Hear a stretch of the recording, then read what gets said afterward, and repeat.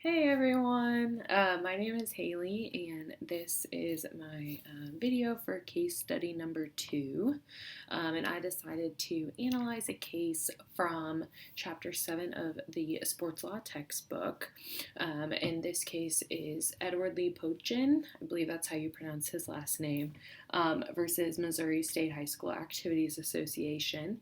This case obviously intrigued me as it occurred in our home state. So basically, in this case study, the Missouri State High School Activities Association, MSHA, appealed a preliminary injunction which kept them from enforcing an age limit for participating in sanctioned sports. So, in this case study, the appealee or plaintiff, Edward Lee Pochin, was too old under MSHA policies to participate in baseball at Hancock High School in the state of Missouri, and he was held back in first grade and in third grade for poor academic performance. Subsequently, after testing, he actually had several learning disabilities, and the school placed him on an individualized learning plan and provided him with access to special services.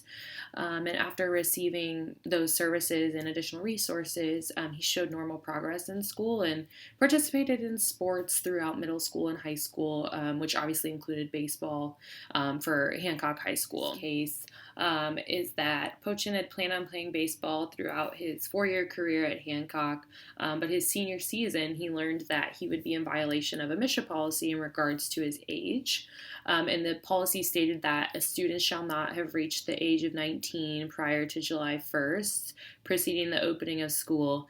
If a student reaches the age of 19 on or following July 1st, the student may be considered eligible for interscholastic sports during the ensuing school year.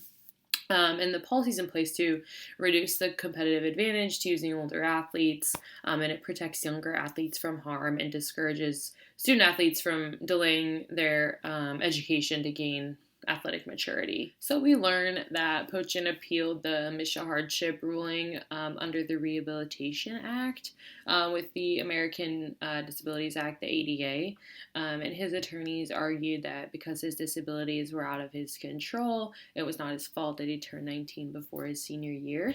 That was the basis that MSHA of which the MSHA policy was discriminating against him. The lower court issued an injunction against MSHA that would have allowed him to play, but MSHA appealed the lower court's ruling to the U.S. Court of Appeals for the Eighth Circuit, and the circuit court found that MSHA demonstrated that age limit is essential in eligibility requirements in high school programs. So even though he met every other eligibility requirement except the age requirement, he still didn't get to play. There could have been an accommodation that could have waived the age limit, but that did not happen. That was a little bit of background information and just a quick overview of the case study. What I think I'd like to do now is just take time to kind of play devil's advocate and discuss like what if scenarios and kind of dig a little bit deeper into the case.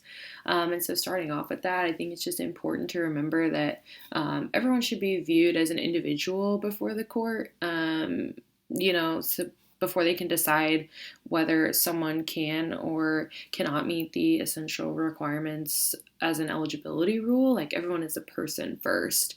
And so really this case deals more with, I would think personally with the Americans and Disabilities Act rather than MSHA itself, because there was no doubt that Pochin had a learning disability that he overcame, and that by reason of his disability, he has become unable to meet the requirements for MSHA.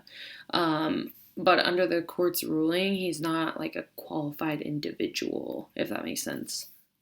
A qualified individual with a disability means that this is an individual with a disability who, without any reasonable modifications to rules or policies or something like that, meets the essential eligibility requirements for participation in programs and activities. And that's from an excerpt from the ADA. And so the question at hand really is that I think is whether it's reasonable to require MSHA to modify the the waiver for the age limit based on Pochin's case. Like perhaps they could have modified the age limit for 90 or 60 days or something like that to accommodate for his disability that he overcame. But if this is essential to the program or activity, then the waiver is not within a reasonable means. So, in conclusion, I really think that the bylaw from MSHA could have been modified for Pochin in this case without causing harm to anyone. But instead of looking at this case as an individual on like a one-on-one basis, I think the court ruling was based on just general justifications.